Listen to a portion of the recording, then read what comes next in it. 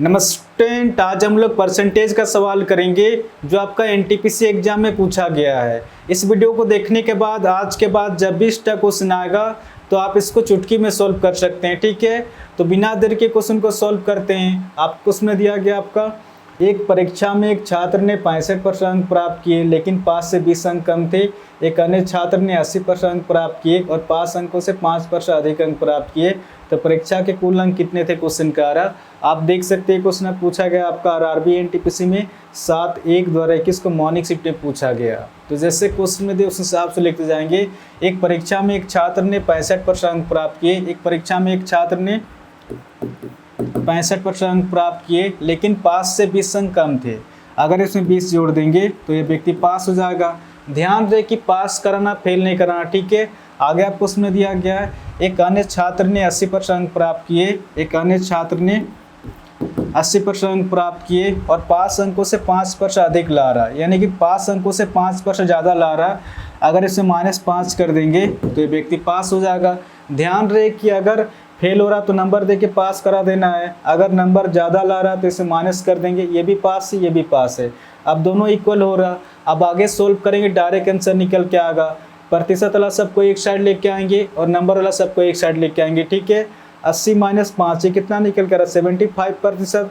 जब 75% बराबर किधर आएगा तो माइनस हो जाएगा। 75 में 65 माइनस होगा। शेष कितना निकल कर आपका शेष 10%, यानी कि 10% 20 के बराबर निकल के आ रहा। प्रतिशत में तो 10% है और नंबर में 20 है। ये दोनों आपस में बराबर ये क्वेश्चन का आ रहा। क्वेश्चन आपसे पूछ रहा परीक्षा के कुल अंक कितने थे क्वेश्चन का आ रहा। तो कोई भी कुल अंक टोटल हमेशा 100% होता है। 100% के यहाँ पर कितना की गुना करें कि डायरेक्ट 100% हो जाएगा।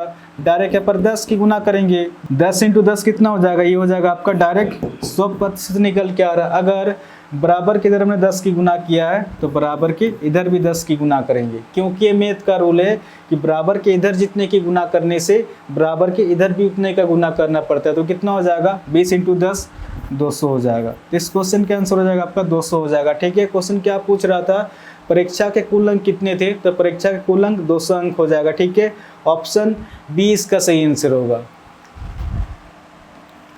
आपका 11 नंबर क्वेश्चन आपका दिया गया है एक कस्बे की जनसंख्या में प्रतिवर्ष 10% वृद्धि होती है। यदि वर्तमान जनसंख्या 20,000 है तो अगले वर्ष में कितनी होगी। आप देख सकते हैं क्वेश्चन पूछा गया आपका आरआरबी एनटीपीसी में 7/1/2021 को इवनिंग शिफ्ट में पूछा गया। तो जैसे क्वेश्चन में दिए उस हिसाब से लिखते जाएंगे।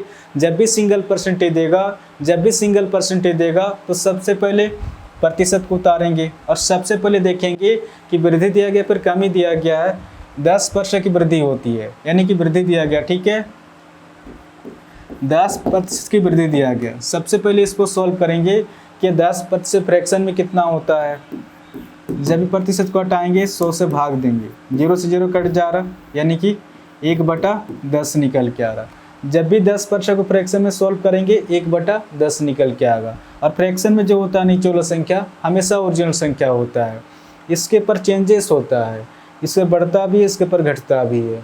ये क्वेश्चन के पर डिपेंड करता है कि आपको क्वेश्चन में क्या दिया गया। आपको उसमें दिया गया है एक कस्बे की जनसंख्या में प्रतिवर्ष 10% की वृद्धि होती है। क्वेश्चन का रहा अगर कस्बे की वर्तमान जनसंख्या 10 रहा होगा तो इस 10 का 10% वृद्धि हो रहा है। तो इस 10 का 10% कितना होगा, 1 होगा। 1 की वृद्धि हमेशा ऊपर संख्या निकल के आता है।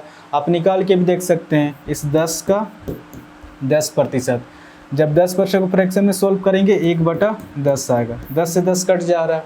आप देख सकते हैं यहाँ पर भी 1 है और यहाँ पर भी 1 है, यानी कि इस 10 का 10% वृद्धि हो रहा है। तो इस 10 का 10% कितना निकल कर 1 निकल कर 1 की वृद्धि। जैसे 10 में 1 जोड़ेंगे अब कस्बे की जनसंख्या कितना हो जाएगा 11 हो जाएगा। कुछ नहीं करना है। जब वृद्धि देगा तो नीचे वाला संख्या से ऊपर संख्या जोड़ देंगे। जब कमी देगा तो नीचे वाला संख्या से ऊपर संख्या घटा देंगे। यानी कि शुरुआत में अगर वर्तमान जनसंख्या 10 रहा होगा तो अगले वर्ष जनसंख्या 11 निकल के आ रहा है। बट क्वेश्चन में आपका दिया गया है एक कस्बे की जनसंख्या में प्रतिवर्ष 10% की वृद्धि होती है यदि वर्तमान जनसंख्या 20,000 है। इस डाटा के अनुसार तो कस्बे की वर्तमान जनसंख्या 10 है, बट 10 नहीं है, एक्चुअली का संख्या दिया गया है 20,000 है। इस 10 से 20,000 कितना हो ज़्यादा है अपने आप से 10 दूना 20 और 3 0 2000 गुना ज़्यादा है। ये 2000 किस तरह से निकल के आ रहा है जब 20,000 को 10 से भाग देंगे तो 2,000 निकल के आएगा। क्वेश्चन आपसे पूछ रहा अगले वर्ष में यहाँ कितनी होगी, यानी कि अगले वर्ष जनसंख्या कितनी होगी क्वेश्चन कह रहा। तो अगले वर्ष जनसंख्या 11 ना होकर अपने आप से इसी 2,000 के साथ गुना करेंगे, 11 दूना 22,000। तो इस क्वेश्चन का आंसर हो जाएगा आपका 22,000 हो जाएगा। ठीक है, ऑप्शन डी इसका सही आंसर होगा। आपका 12 नंबर क्वेश्चन में आपका दिया गया है चीनी कीमत में 10% की वृद्धि हुई, 5 सदस्यों का एक परिवार अपना खर्च नहीं बढ़ाना चाहता था तो उनकी चीनी खपत में कितने % कमी आई। आप देख सकते हैं क्वेश्चन पूछा गया आपका आरआरबी एनटीपीसी में 8/1/2021 को मॉर्निंग शिफ्ट में पूछा गया है। तो जैसे क्वेश्चन में दिए उस हिसाब से लिखते जाएंगे। जब भी सिंगल परसेंटेज देगा तो सबसे पहले प्रतिशत को उतारेंगे और सबसे पहले देखेंगे कि वृद्धि दिया गया पर कमी दिया गया है, 10% की वृद्धि हुई तो कहीं ना कहीं आपका वृद्धि दिया गया। ठीक है, 10% की वृद्धि दिया गया। सबसे पहले इसको सॉल्व करेंगे कि 10% फ्रैक्शन में कितना होता है।